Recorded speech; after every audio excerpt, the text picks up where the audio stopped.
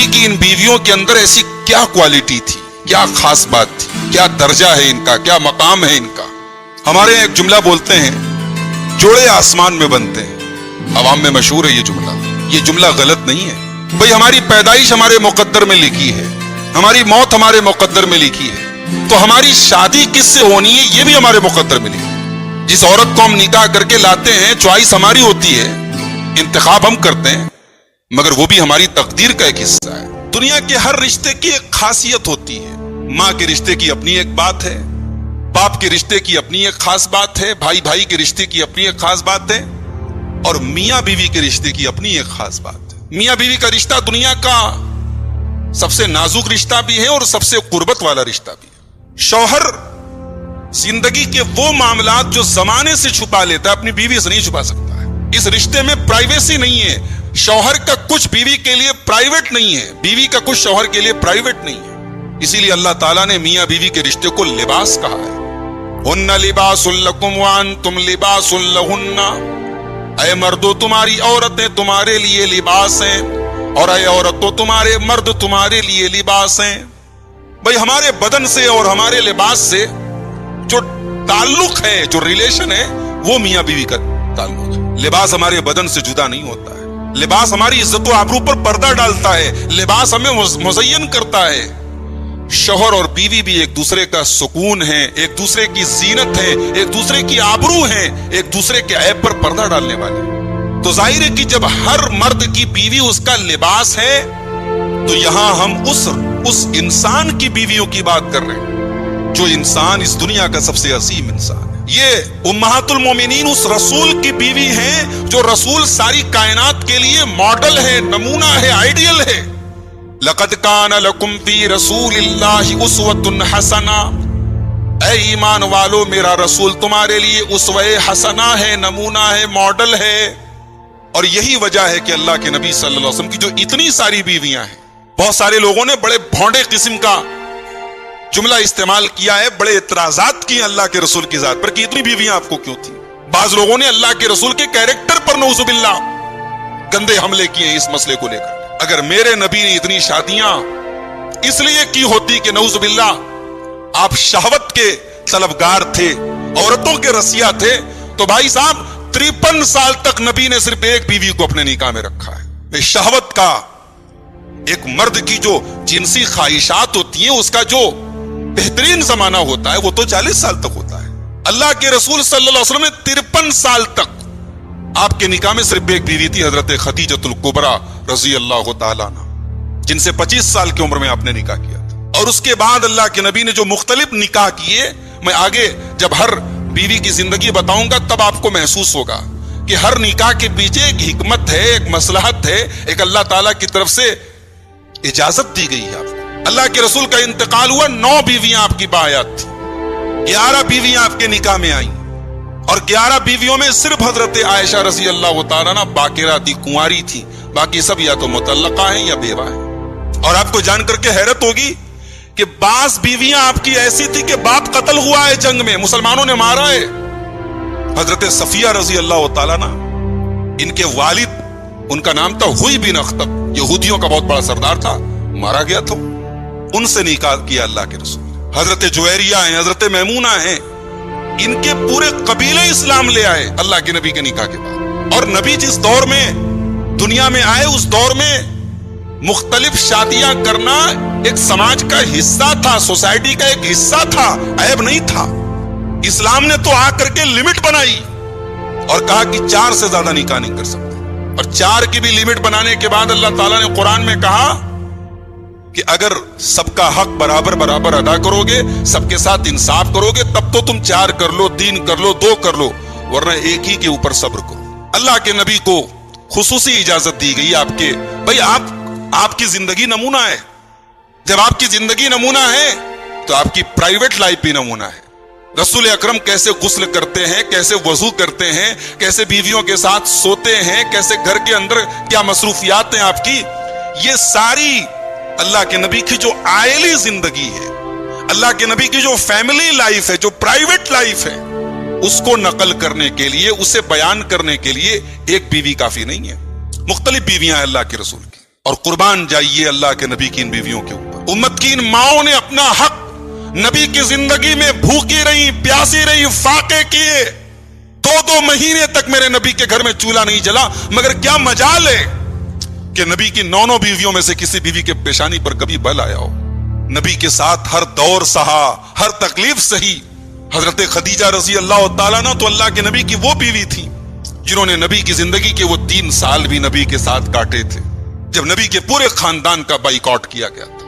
شیب ابی طالب میں اللہ کے نبی کے پورے خاندان کا بائیکاٹ کیا گیا تھا. پورے مکہ سے کھانے پینے کی چیزوں کو پابندی لگا دی گئی کہ بنو ہاشم کے خاندان میں کھانے پینے کی چیزیں نہ بیچی جائیں, نہ سپلائی کی جائے. بچے پیاس سے, بھوک سے تڑپ رہے تھے. پتے چبا چبا کے وہ 3 سال گزرے ہیں. حضرت خدیجہ رضی اللہ تعالیٰ عنہ بڑے پیسے والی خاتون تھی, بڑی مالدار خاتون تھی, بڑے اونچے خاندان کی خاتون تھی. مگر نبی کی ایسی وفادار تھی, نبی کا ایسا ساتھ دینے والی تھی, نبی کے ساتھ ہر مشکل وقت میں کھڑی. اسی لیے اللہ کے نبی پوری زندگی حضرت خدیجہ کے احسانوں کو یاد کرتے تھے. نبی کی ان بیویوں نے نبی کے ساتھ ہر دور سہا, ہر تکلیف سہی, نبی کے مشن میں ساتھ دیا, نبی کے دین کو امت تک پہنچانے میں اپنا سپورٹ کیا. آج حدیث کی کتابیں آپ اٹھائیں, اگر آپ ان راویوں کی لسٹ دیکھیں جنہوں نے سب سے زیادہ حدیثوں کو بیان کیا ہے, اس میں ایک بڑا اہم نام ام المومنین حضرت عائشہ صدیقہ رضی اللہ تعالیٰ عنہ کا. خاص طور سے حضرت عائشہ سے وہ روایتیں ہمیں ملتی ہیں جو اللہ کے رسول کی زندگی کے وہ پہلو جو ظاہر ہے کہ اگر حضرت عائشہ بیان نہ کرتی ہم نہیں سمجھ سکتے تھے, ہم نہیں پہنچ سکتے تھے وہاں. پوری امانت داری کے ساتھ نبی سے سنا, اس کو یاد کیا اور پھر آگے والی نسل تک پہنچایا. یہ ان عورتوں کا, نبی کی ان بیویوں کا یہ کمال ہے میرے بھائی. اسی لیے اللہ تعالیٰ نے اپنے نبی کی ان بیویوں کو یہ مقام دیا. تمام اہل ایمان کو یہ بتا دیا کہ ان کو ماں کا درجہ دو, یہ تمہاری ماں ہے. ایک ہوتا ہے بھائی کوئی بوڑھی خاتون ہے, ہم اس کو ماں کا درجہ دیتے ہیں کہ بھائی ہم اس کو امی بول دیتے, اماں بول دیتے. نہیں, ان کو ماں کا درجہ ہی نہیں دینا, ماں سمجھنا ہے. ان سے کوئی شادی نہیں کر سکتا نبی کی وفات کے بعد, منع کیا گیا. وما كان لكم ان تؤذوا رسول الله ولا ان تنكحوا ازواجه من بعده ابدا. تمہیں اس بات کا کوئی حق نہیں ہے کہ تم اللہ کے رسول کو تکلیف پہنچاؤ, تمہیں اس بات کی اجازت نہیں ہے کہ تم اللہ کے رسول کو تکلیف پہنچاؤ. ولا ان تنكحوا ازواجه من بعده ابدا, اور تمہیں اس بات کی بھی اجازت نہیں ہے کہ تم اللہ کے نبی کی بیویوں سے نکاح کرو آپ کے بعد. یہ نبی کی بیویاں ہیں, یہ آخرت میں بھی نبی کے ساتھ رہیں گی, جنت میں بھی نبی کی بیوی رہیں گی. یہ نبی کی وفات کے بعد بھی ان کی عدت ختم ہو جائے لیکن آپ ان سے نکاح نہیں کر سکتے, یہ آپ کی ماں ہے. یہ اللہ تعالیٰ نے سورہ احزاب کی آیت نمبر 53 میں فرمایا. سورہ احزاب کی آیت نمبر 6 میں فرمایا النبی اولا بالمؤمنین من انفسهم وازواجہ امہاتہم.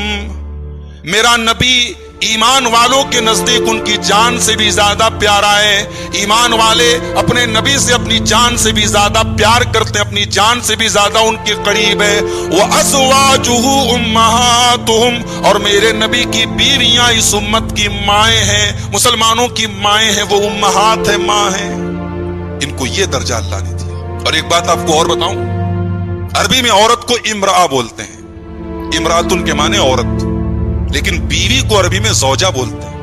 اللہ تعالیٰ نے فرعون کی بیوی کا نام بھی قرآن میں اس کا بھی ذکر کیا ہے, لیکن فرعون کی زوجہ نہیں کہا اللہ نے امرأۃ فرعون کہا, فرعون کی عورت. کیوں؟ کیونکہ فرعون کی بیوی ایمان والی تھی, فرعون کافر تھا, مزاج میں فرق تھا, اسی لیے اللہ نے زوجہ نہیں کہا. اسی طریقے سے نوح علیہ السلام کی بیوی ایمان نہیں لائی, لوط علیہ السلام کی بیوی ایمان نہیں لائی, اللہ نے ان کو نوح کی زوجہ نہیں کہا, اللہ نے لوط کی زوجہ نہیں کہا, اللہ نے امرأہ کہا. اللہ نے کہا امرأۃ نوح, نوح کی عورت, وامرأۃ لوط, لوط کی عورت. مگر نبی کی بیویوں کو اللہ نے ازواج کہا ہے. یا ایھا النبی قل لازواجک, اے نبی اپنی بیویوں سے کہہ دو. ازواج کا لفظ استعمال کیا اللہ نے, اور قرآن میں نازل کیا.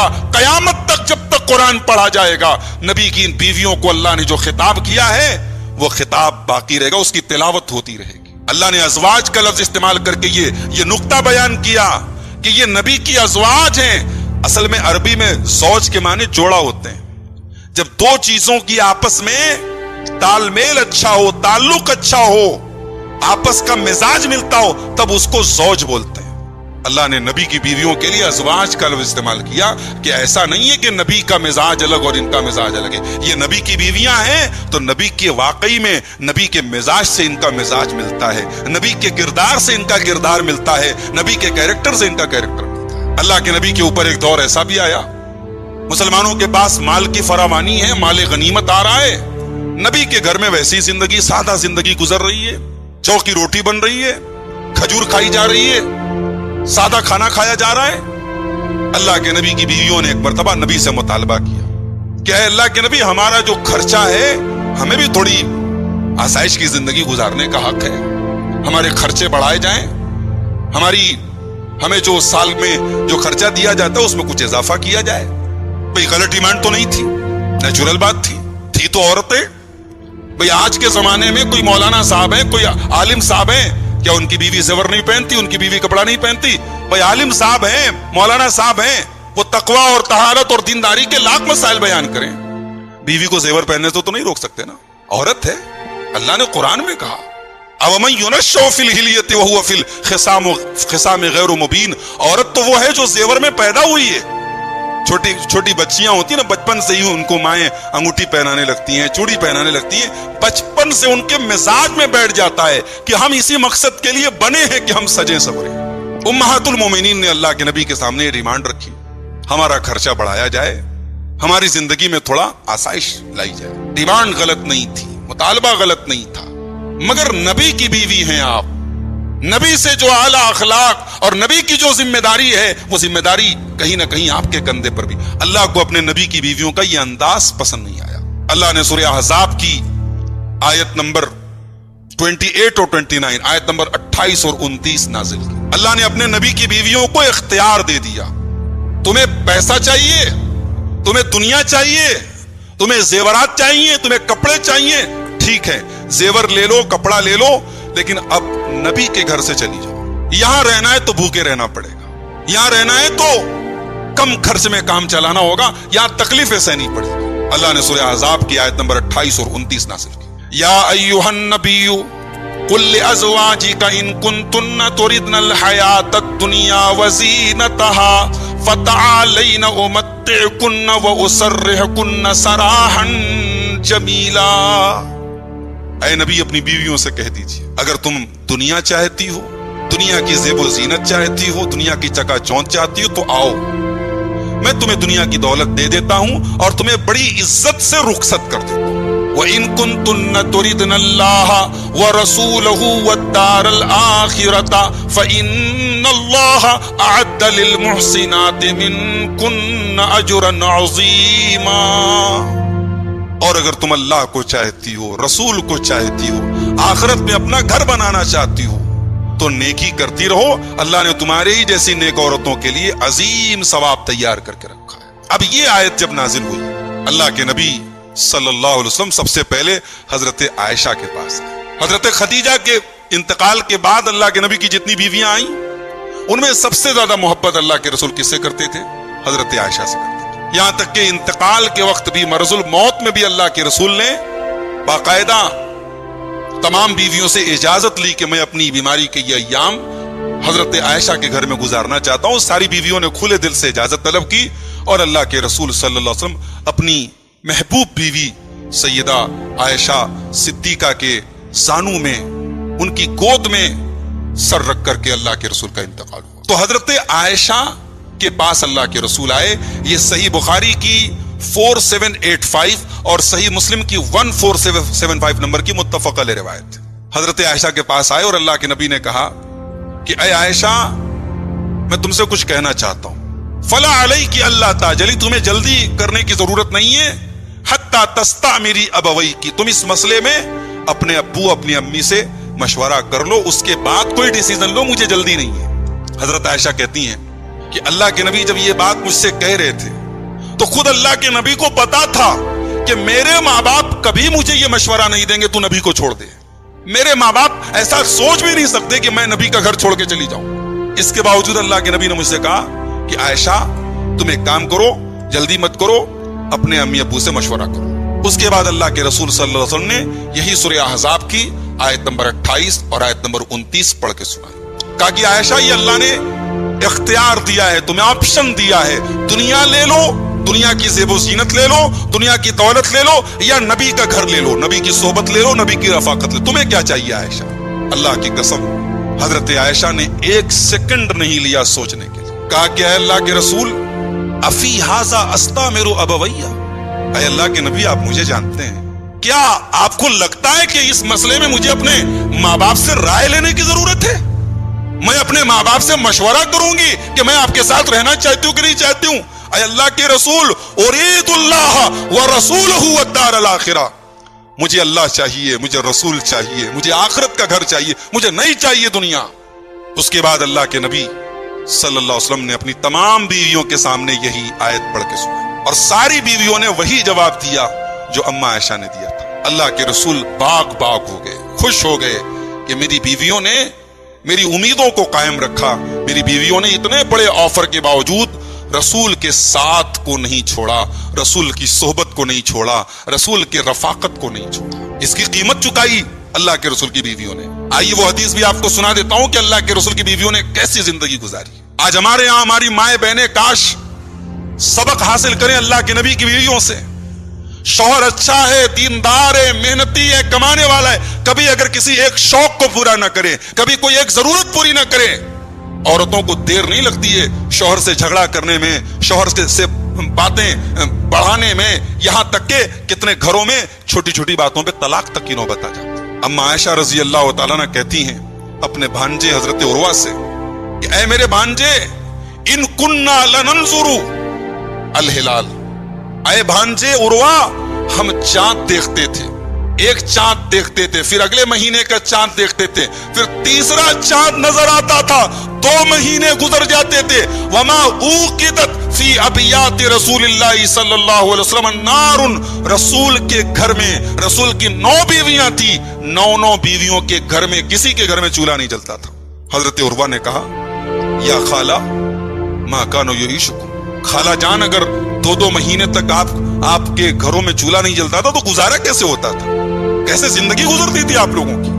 अम्मा आयशा ने फरमाया, अल अस्वदान अत्तम्रु वल मा, 2 चीजें हमारे घर में रहती थी, हम खजूर खा लेते थे, पानी पी लेते थे। ये रसूल की बीवियां हैं मेरे भाई, रसूल के घर में खजूर खा के पानी पी के गुजारा कर रही हैं, रसूल के मिशन में साथ दे रही हैं, रसूल की हदीसों को याद कर रही हैं, कुरान की तिलावत कर रही हैं, रातों को तहज्जुद पढ़ रही हैं। अगर इतना बड़ा किरदार है तो अल्लाह ने तब उनको यह मकाम दिया है कि वो उम्मत की माएँ हैं। इनको ऐसे ही यानी मुफ्त में नहीं मिल गया कि वो उम्मत की माए उम्महातुल मोमिनीन, ये उनकी कुर्बानियों की बदौलत है। और जब रसूल की बीवियों ने इतनी बड़ी कुर्बानी पेश की कि अल्लाह के इख्तियार देने के बावजूद उन्होंने नबी का साथ नहीं छोड़ा, तो अब अल्लाह ने उन बीवियों को भी यह मकाम दिया कि अपने रसूल को हुक्म दिया कि ऐ नबी, अब ये 9 बीवियां आपके निकाह में, अब 10वीं औरत से आप निकाह नहीं कर सकते।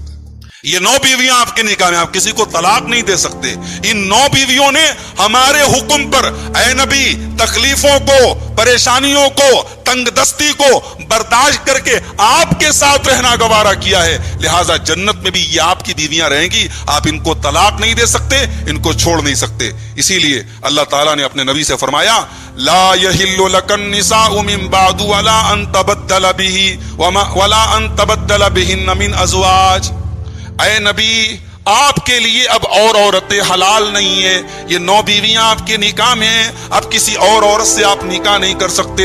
वला अन तबद्दल बिहिन्न मिन अज़वाज, और न ही अपनी बीवियों के बदले में आप किसी और औरत से निकाह कर सकते हैं। आप इनको तलाक नहीं दे सकते, आप खुद से इनको अपने निकाह से नहीं निकाल सकते। वलौ अजबक हुस्नुहुन्ना, इनसे ज्यादा हसीन और जमील औरतें भी अगर आपसे शादी करना चाहें और आपके दिल में ये ख्याल आए कि मैं इनको तलाक दे दूं, ऐ नबी, आपको अल्लाह ताला इजाजत नहीं दे रहा है। इनसे हसीन और जमील औरतें भी अगर आपके सामने आ जाएं, आप इनको छोड़ नहीं सकते, आप इनको तलाक नहीं दे सकते। अल्लाह, इन्होंने नबी को चुना, अल्लाह ने इनको चुन लिया नबी के लिए। और यही नहीं, उम्महातुल मोमिनीन का ये मकाम भी है मेरे प्यारे भाई। नबी की बीवी है ना, जो आदमी जितना बड़ा होता है اس کے پریوار کی، اس کے فیملی کی رسپانسبلٹی بھی بڑھ جاتی ہے. بھئی ایک آدمی عالم دین ہے، ایک آدمی سماج کا رہبر ہے، اس کی فیملی، اس کے گھر والوں، اس کے پریوار والوں کے اوپر بھی لوگوں کی نظریں ہوتی ہیں. بھئی یہ مولانا کی بیوی ہے، یہ مولانا کا بھائی ہے، یہ مولانا کا لڑکا ہے، اس کے اوپر انگلی پہلے اٹھے گی. یہ نبی کی بیویاں ہیں، یہ اسوہ حسنہ پوری کائنات کے لیے جو انسان ماڈل اور نمونہ ہے، یہ اس کی بیویاں ہیں. اللہ نہ کرے اگر ان عورتوں سے کوئی غلط کام ہو گیا تو پھر یہ ہوگا کہ بھئی نبی کی فیملی میں یہ کام ہو رہا ہے، نبی کے پریوار میں یہ کام ہو رہا ہے. اسی لیے اللہ تعالیٰ نے اصول بنایا. اللہ نے اپنے نبی کی بیویوں کو خطاب کر کے قرآن میں کہا کہ تم نے اگر غلطی کی تو سزا بھی ڈبل ملے گی، اور تم کوئی نیکی کرو گی تو ثواب بھی ڈبل ملے گا. اللہ نے فرمایا یا نساء النبی من یات منکن بفاحشۃ مبینۃ یضاعف لها العذاب ضعفین وکان ذلک علی اللہ یسیرا. اے نبی کی بیویوں، اگر تم میں سے کسی عورت نے کوئی بیہودہ کام کیا، کوئی فحش کام کیا، کوئی کھلا ہوا گندا کام کیا، کوئی بدکاری کا کام کیا، یضاعف لها العذاب، اس کو ڈبل سزا دی جائے گی، دنیا میں بھی اور آخرت میں بھی. یضاعف لها العذاب، اس کو ڈبل سزا دی جائے گی. وَكَانَ ذَلِكَ عَلَى اللَّهِ يَسِيرًا، اور اللہ تعالیٰ کے لیے کوئی مشکل کام نہیں ہے، اللہ کے لیے بالکل آسان کام ہے. وَمَن يَقْنُتْ مِنكُنَّ لِلَّهِ وَرَسُولِهِ وَتَعْمَلْ صَالِحًا نُؤْتِهَا أَجْرَهَا مَرَّتَيْنِ وَأَعْتَدْنَا لَهَا رِزْقًا كَرِيمًا. کی بیویوں، تم نیکی کے کام کرو گی، تم اللہ کی فرما برداری کرو گی، تم رسول کی فرما برداری کرو گی، تم نیک عمل کرو گی تو اللہ تعالیٰ نے تمہارے لیے جنت تیار کر کے رکھی ہے. اللہ تعالیٰ نے تم کو ڈبل ثواب دینے کا اور جنت کو تیار کرنے کا وعدہ کر رکھا ہے. اللہ جنت تم کو دے گا. نیکی کرو گی اللہ جنت کی گارنٹی لے رہا ہے، غلط کام کرو گی سزا ڈبل ملے گی. ان امہات المومنین کی ایک خاص بات اور ہے. اللہ نے سورہ احزاب کی آیت نمبر 32 میں، آیت نمبر 32 میں ایک اور خاص بات ان عورتوں کی بیان کی. اللہ نے کہا کہ اے نبی کی عورتوں، کبھی تم اپنے آپ کو عام عورتوں کی طرح مت سمجھنا. بہت ساری برائیاں ہیں عوام میں پائی جاتی ہیں، تمہارے یہاں نہیں ملنی چاہیے. تم عام عورت نہیں ہو، تم نبی کی بیوی ہو. یہ احساس ذمہ داری تمہارے کندھوں پر ہمیشہ ہونا چاہیے. یہ احساس ہمیشہ ہونا چاہیے ہمارا تعلق رسول کے اہل بیت سے، ہم رسول کے گھر سے. اللہ نے فرمایا سورہ احزاب کی آیت نمبر 32 میں، یا نساء النبی لستن کاحد من النساء ان اتقیتن. اے نبی کی عورتوں، تم عام عورتوں کی طرح نہیں ہو اگر تم اللہ سے ڈرنے والی ہو. تمہارے دلوں میں اگر اللہ کا تقوی ہے، تمہارے دلوں میں اللہ کا ڈر ہے، تو یہ بات اپنے دماغ میں بٹھا لو، تم عام عورتوں کی طرح نہیں ہو. اس آیت کی تفسیر میں حضرت عبداللہ ابن عباس کہتے ہیں یریدو لیس قدر کن اندی مثل قدر غیر کن من النساء الصالحات. اللہ تعالیٰ کہنا چاہتا ہے اس آیت میں کہ اے نبی کی عورتوں، تمہارا درجہ میرے نزدیک عام عورتوں کی طرح نہیں ہے. انتم اکرم علیہ، تمہارا درجہ اور اونچا ہے. وثوابکم اعظم عندی، اور تمہارا ثواب میرے نزدیک اور زیادہ ہے. یہ وہ عورتیں ہیں میرے بھائیوں جنہوں نے قرآن کو اترتے ہوئے دیکھا ہے. حضرت عائشہ کے ساتھ اللہ کے نبی لحاف میں لیٹے ہوئے ہیں، چادر میں لیٹے ہوئے ہیں، قرآن اتر رہا ہے. یہ مقام دنیا کی کسی اور عورت کو نہیں مل سکتا. دنیا کی اور عورتوں کے گھر میں قرآن پڑھا جاتا ہے اور ان عورتوں کے گھر میں قرآن اتر رہا ہے. یہ مقام ان کو حاصل ہے. اسی لیے اللہ نے سورہ احزاب کی آیت نمبر 34 میں فرمایا وَذْكُرْنَ مَا يُتْلَى فِي بُيُوتِكُنَّ مِنْ آيَاتِ اللَّهِ وَالْحِكْمَةِ. اے نبی کی عورتوں، تمہارے گھروں میں قرآن پڑھا جاتا ہے، تمہارے گھروں میں قرآن کی تلاوت کی جاتی ہے اور حدیثیں پڑھی جاتی ہیں. تم قرآن کو یاد کیا کرو، تم حدیثوں کو یاد کیا کرو. ان اللہ کان لطیفا خبیرا. اللہ تعالیٰ بڑا باریک بھی ہے، بڑی خبر رکھنے والا ہے. قرآن اور حدیث تمہارے گھروں میں اتر رہا ہے، قرآن اتر رہا ہے، حدیثیں تمہارے گھر میں بیان ہو رہی ہیں. تمہاری ذمہ داری زیادہ ہے، تم یاد کرو قرآن کو، تم یاد کرو حدیث کو. ہمارے یہاں ایک طبقہ ہے اہل بیت کی بڑی رٹ لگاتا ہے. ابو بکر، عمر، عثمان و علی، ان چاروں میں وہ کہتا ہے نہیں صاحب علی کو مانتے ہیں، باقی تین کو نہیں مانتے. وہ کہتا ہے ان تینوں نے اہل بیت پر بڑا ظلم کیا. اچھا بھائی، اس سے پوچھو اہل بیت ہیں کون؟ کہتا ہے کہ اہل بیت علی، فاطمہ، حسن، حسین، بس یہ اہل بیت. پنجتن 5 محمد، فاطمہ، علی، حسن، حسین، یہی اہل بیت. بھائی کامن سینس کی بات ہے. اگر عبد الغفار صاحب کے اہل بیت کا ذکر ہو اور ان کی بیوی کو نکال دیا جائے، میرے گھر شادی کا کارڈ آئے اور شادی کارڈ پہ لکھا ہو مولانا عبد الغفار صاحب وتھ فیملی، اب میری بیٹی جائے، میرا مثال دے رہا ہوں، داماد جائے، میرے گھر کے لوگ جائیں، میری بیوی نہ جائے. جو لوگ شادی کے میں دعوت ہیں وہ کہیں جناب ہم نے فیملی کہا تھا، آپ کی بیوی کو تھوڑی کہا تھا. لوگ مذاق اڑائیں گے کہ بھائی یہ تو نہیں ہو سکتا، فیملی میں تو بیوی سب سے پہلے آتی ہے. عجیب و غریب بات ہے، جس مسلک کی بنیاد اہل بیت کی محبت کے نام پر ہے، انہوں نے کہا جناب رسول کی بیویاں اہل بیت میں شامل نہیں. اور اہل بیت کی شان میں جو قرآن کی سب سے عظیم آیت ہے، جس کو آیت تطہیر کہا جاتا ہے، سورہ احزاب کی آیت نمبر 33، آیت نمبر 33، اہل بیت کی فضیلت پر جب بھی تقریر ہوگی یہ آیت ضرور پڑھی جائے گی. اسی آیت کو پڑھ کر کے لوگ منبروں سے بیان کرتے ہیں رسول کی بیویاں اہل بیت میں شامل ہیں. کون سی آیت ہے وہ؟ سورہ احزاب کی آیت نمبر 33، انما یرید اللہ لیذھب عنکم الرجس اہل البیت ویطہرکم تطہیرا. اے نبی کے اہل بیت، اے نبی کے گھر والوں، اللہ تعالیٰ تم سے ہر طریقے کی گندگی کو دور کرنا چاہتا ہے اور تمہیں مکمل طریقے سے پاک اور صاف کرنا چاہتا ہے. یہ آیت کہاں کی ہے بولو بھائی؟ قرآن کے 22ویں پارے کی آیت. اسی آیت، یہ میں نے پوری آیت نہیں پڑھی ہے، اس آیت کا شروع کا ٹکڑا بھی میں نے نہیں پڑھا ہے. شروع کا ٹکڑا کیا ہے؟ وَقَرْنَ فِي بُيُوتِكُنَّ، اے نبی کی عورتوں تم اپنے گھروں میں ڈٹی رہو، اپنے گھروں میں جمی رہو. وَلَا تَبَرَّجْنَ تَبَرُّجَ الْجَاهِلِيَّةِ الْأُولَى، تم دور جاہلیت کی طرح بناؤ سنگھار کر کے، سج دھج کر کے نہ نکلا کرو. وَأَقِمْنَ الصَّلَاةَ، تم نماز قائم کیا کرو. وَآتِينَ الزَّكَاةَ، تم زکات ادا کیا کرو. وَأَطِيعْنَ اللَّهَ وَرَسُولَهُ، تم اللہ کی اطاعت کرتی رہو، تم رسول کی اطاعت کرتی رہو. انما یرید اللہ لیذھب عنکم الرجس اہل البیت ویطہرکم تطہیرا. اسی آیت میں، آدھی آیت میں کہا گیا کہ اے اہل بیت اللہ تعالیٰ تم سے گندگی کو دور کرنا چاہتا ہے، اور آدھی آیت میں کہا گیا اے نبی کی عورتوں ایسا کرو، ایسا مت کرو، ایسا کرو، ایسا مت کرو. مولوی حدیث آیت پڑھتا ہے اور کہتا ہے کہ رسول کی بیویاں اس آیت سے مراد نہیں ہیں. اگر ہم یہ مانتے ہیں کہ اس آیت میں رسول کی بیویاں مراد نہیں ہیں تو نعوذ باللہ ہمیں یہ بھی مان لینا چاہیے کہ اللہ تعالیٰ کو گفتگو کرنے کا نعوذ باللہ ثم نعوذ باللہ، اللہ تعالیٰ کو گفتگو کرنا نہیں آتا، اللہ کو کلام کرنا نہیں آتا. آدھی آیت میں اللہ بات کر رہا ہے نبی کی بیویوں کی، ان سے کہہ رہا ہے نماز پڑھو، ان سے کہہ رہا ہے زکات دو، ان سے کہہ رہا ہے بے پردہ مت نکلو، ان سے کہہ رہا ہے گھر میں رہا کرو. اور آدھی آیت میں اللہ کہہ رہا ہے اے اہل بیت اللہ تم کو پاک کرنا چاہتا ہے. یعنی آیت کے آدھے ٹکڑے میں اللہ رسول کی بیویوں کو خطاب کر رہا ہے اور باقی آدھے ٹکڑے میں خالی پنجتن کو خطاب کر رہا ہے. بھئی یہ تو بڑی عجیب بات ہے. یہ اس کا مطلب یہ ہوا کہ اللہ تعالیٰ کو تو بات کرنا بھی نہیں آتا. بھائیو سچ تو یہ ہے کہ ہم نے اپنے مسلک کو بچانے کے لیے، اپنی آئیڈیولوجی کو پروموٹ کرنے کے لیے، اپنے جھوٹے عقائد کو پھیلانے کے لیے ہم نے قرآن کو بھی نہیں بخشا ہے. ہم نے قرآن کو بھی تحریف کرنے کی کوشش کی ہے. جو آیت رسول کی بیویوں کے بارے میں نازل ہوئی ہے، آگے کی آیت رسول کی بیوی کے بارے میں، بات کی آیت رسول کی بیوی کے بارے میں، اسی آیت سے ہم رسول کی بیویوں کو خارج کر رہے ہیں. اس سے بڑا ظلم کیا ہو سکتا ہے؟ آپ شیعہ حضرات کی تفسیر اٹھا کے دیکھیں، اس میں ایک دلیل ملے گی آپ کو. کہیں گے جناب یہاں رسول کی بیویاں مراد نہیں ہیں. کیوں؟ کہتے ہیں دیکھو یہاں اللہ تعالیٰ نے علیکم کہا ہے.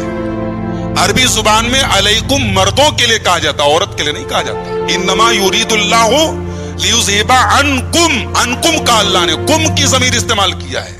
ویطہرکم کہا ہے. اگر نبی کی بیویوں کو خطاب کیا ہوتا تو ویطہرکن ہوتا، انکنہ ہوتا. عربی میں کنہ آتا ہے عورتوں کے لیے اور مردوں کے لیے کم آتا ہے. مولوی دلیل یہ دے گا. اب اس دلیل کا جواب بھی ہمارے پاس موجود ہے. سورہ ہود اٹھاؤ، سورہ ہود کی آیت نمبر 73. ابراہیم علیہ السلام کی دو بیویاں تھی، ایک بیوی کا نام ہاجرہ، دوسری کا کوئی نام بتا دے بھائی. سارا. اسماعیل ہاجرہ کے بطن سے، سارا اسحاق کے بطن سے. فرشتے آئے ہیں حضرت سارا کو خوشخبری دینے کی تیرے پیٹ سے اسحاق پیدا ہونے والے. سارا بوڑھی ہو چکی تھی، بانجھ تھی، اولاد سے محروم تھی. سارا کو بڑا تعجب ہوا، ہنسنے لگی. भाई मुझ बुढ़िया को बेटा होगा? अब मैं जो आयत पढ़ने जा रहा हूं बड़े गौर से सुनना। फरिश्ते किससे बात कर रहे हैं? सारा से। सारा कौन है बोलो भाई? औरत है, खातून है। फरिश्ते कहते हैं कालू अताजबीन मिन अम्रिल्लाह, ऐ सारा तुझे अल्लाह ताला के हुक्म पर ताज्जुब हो रहा है, तुझे हैरत हो रही है, तुझे आश्चर्य हो रहा है। ऐ सारा, क्या तुझे हैरत हो रही है कि अल्लाह ताला तुझ बुढ़िया को कैसे बेटा देगा? रहमतुल्लाहि व बरकातुहु अलैकुम अहलल बैत, ऐ इब्राहिम के अहले बैत, ऐ इब्राहिम के घर वालों, तुम पर अल्लाह का सलाम नाजिल हो, तुम पर अल्लाह की बरकतें नाजिल हो। इन्नहु हमीदुम मजीद, अल्लाह ताला तो काबिल तारीफ है, बुजुर्ग है। यहां हजरत सारा को अहले बैत कहा है फरिश्तों ने, और अलैकुम वही सेगा जो यहां अल्लाह ने सूरह अहज़ाब की आयत नंबर 33 में नाजिल किया है, इस्तेमाल किया है, मर्दों वाला सेगा। असल में अहले बैत में मर्द भी होते हैं, बेटे भी होते हैं, घर के मर्द हजरात भी होते हैं। अरबी में कायदा है कि जब मर्द और औरतें किसी चीज में मिक्स हो तो वहां अरबी में हम मुज़क्कर के लिए की ज़मीर भी इस्तेमाल कर सकते हैं। इसलिए यहां अल्लाह ताला ने इन्नमा युरीदुल्लाहु लियुज़हिबा अन्कुमुर रिज्स अहलल बैति व युतहिरकुम तत्हीरा, यहां अल्लाह ताला ने जो कुम की ज़मीर इस्तेमाल की वो इसीलिए इस्तेमाल की कि नबी की बीवियों के साथ साथ नबी का यानी नबी के घर में जो मर्द हजरात हैं, नबी के चचा वगैरह हैं, इसी तरीके से हजरत अली हैं, ये लोग भी अहले बैत में शामिल हैं। इसलिए अल्लाह ताला ने अनकुम का लफ्ज इस्तेमाल किया है। इसका कतान ये मतलब नहीं कि नबी की बीवियों को हम अहले बैत से खारिज कर दें। अहले बैत की मोहब्बत का नाम लें हम, और नबी की बीवियों से हम मोहब्बत ना करें, हम हजरत आयशा को गालियां दें, हम हजरत हफ्सा को गाली दें, झूठा है अहले बैत से मोहब्बत का ये दावा। तो रसूल की बीवियां सबसे पहले अहले बैत में शामिल है, इसको याद रखें। उम्महातुल मोमिनीन सबसे पहले अहले बैत में शामिल है। बल्कि हम जो नमाज में दरूद पढ़ते हैं, अल्लाहुम्मा सल्ली अला मुहम्मद व अला आले मुहम्मद, इस दरूद के अल्फाज में वाला अज़वाज ही का लफ्ज भी बुखारी और मुस्लिम में साबित है। कभी कभी ये वाला दरूद भी हमको पढ़ना चाहिए। आइए वो दरूद में पढ़ के सुना देता हूं आपको। सही बुखारी की 3369 और सही मुस्लिम की 407 नंबर की हदीस है।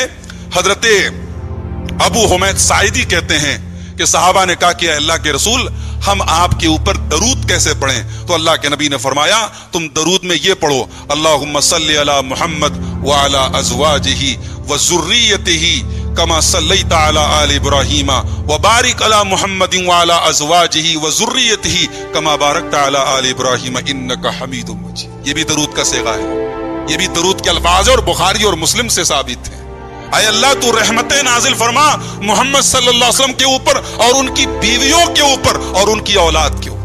तो रसूल के अहले बैत में ये अज़वाज मुत्तहरात सबसे पहले मेरे प्यारे भाइयों शामिल हैं, और ये दुनिया में भी अल्लाह के रसूल की बीवियां हैं और आखिरत में भी अल्लाह के रसूल की बीवियां हैं। हमारे लिए जरूरी है, अगर हम रसूल से मोहब्बत करते हैं तो रसूल की बीवियों से भी मोहब्बत करें, उनको माँ का दर्जा दें, उनको माँ का जैसे एहतराम करते हैं इनका एहतराम करें, और इनसे हम मोहब्बत का इजहार करें, इनके हक में दुआ करें। और हमारे जब हम दरूद पढ़ते हैं, हमारे दरूद में रसूल अकरम की आल और अहले बैत में रसूल की ये बीवियां भी शामिल हैं। मैं समझता हूं कि आज रसूल अकरम सल्लल्लाहु अलैहि वसल्लम की इन अज़वाज मुत्तहरात की खुसूसियात और इनके फ़ज़ाइल के ताल्लुक से इतनी बातें काफ़ी हैं। अब इंशाअल्लाह कल हमारी जो गुफ्तगू होगी वो हज़रत खदीजा और हज़रत सौदा, अल्लाह के रसूल सल्लल्लाहु अलैहि वसल्लम की सबसे पहली बीवी हज़रत खदीजा थी, और उसके बाद उनके इंतकाल के बाद जो अगला निकाह आपने किया था वो हज़रत सौदा से किया था। इन दोनों की जिंदगी पर इंशाअल्लाह हम कल बात करेंगे, और ये टोटल 7 एपिसोड कह लीजिए, 7 दुरूस कह लीजिए, इंशाअल्लाह उसमें हमारा ये सिलसिला मुकम्मल होगा। तो हर मंगल और बुध को इंशाअल्लाह हम कोशिश करेंगे कि इसको जल्द से जल्द हम मुकम्मल करें। इस प्रोग्राम में आप खुद भी शामिल हों और कोशिश करें अपने घर की खवातीन को भी लाएं। उनके लिए ये प्रोग्राम आपके लिए भी अहम है, मगर आपसे ज्यादा उनके लिए अहम है कि वो जाने कि रसूल की ये बीवियां कैसी थीं, और उनकी जिंदगी से एक बीवी के नाते, एक बेटी के नाते, एक बहू के नाते हमें क्या सीखना चाहिए। बड़ी इबरतें हैं, बड़ी नसीहतें हैं। मैं आपसे गुजारिश करूंगा कि खवातीन को जरूर शिरकत कराएं। अल्लाह से दुआ कीजिए रब्बुल आलमीन اس پروگرام کو ہم سب کے لیے خیر اور برکت کا سبب بنا دے۔ اللہ تعالی ہمیں اپنے رسول سے، رسول کے صحابہ سے، رسول کے اہل بیت سے، رسول کی بیویوں سے صحیح اور سچی محبت کرنے کی توفیق عطا فرمائے۔ اللہ تعالی ہمیں توفیق دے کہ یہ سلسلہ ہم صحت و سلامتی کے ساتھ مکمل کر سکیں۔ اللہ تعالی ہمیں کہنے اور سننے سے زیادہ عمل کی توفیق عطا فرمائے۔ اللہ تعالی جو ہمیں مریض ہیں، بیمار ہیں، ان کو شفا عطا فرمائے۔ رب العالمین ہمیں جب تک دنیا میں زندہ رکھے، اسلام پر زندہ رکھے، اور ہم سب کا خاتمہ ایمان پر ہو، آمین۔